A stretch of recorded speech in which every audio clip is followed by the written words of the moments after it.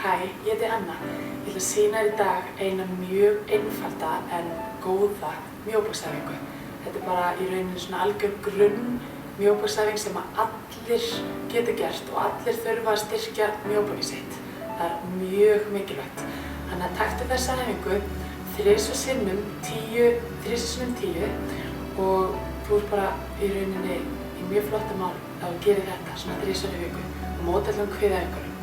Byrjar á því að liggja með hendur meðfram síðum, leyfir lófanum að snúa bara niður, horfir niður til að lengja hálsinn og svo lyftur brjóstinu bara aðeins upp frá dýnunni og slakar niður.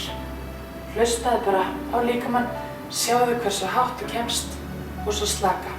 Þegar þú ert búinn með 10 endurhreyfingar hér, þá stöðvaru uppi, reynir að spenna greipar fyrir aftan bak, teygir hendur aftur og upp, drifur herðarnar saman, lyftir brjóstinu aðeins hærra og telur upp á 10. Svo slakar upp, hvílir og það er mjög gott til að hvíla á milli.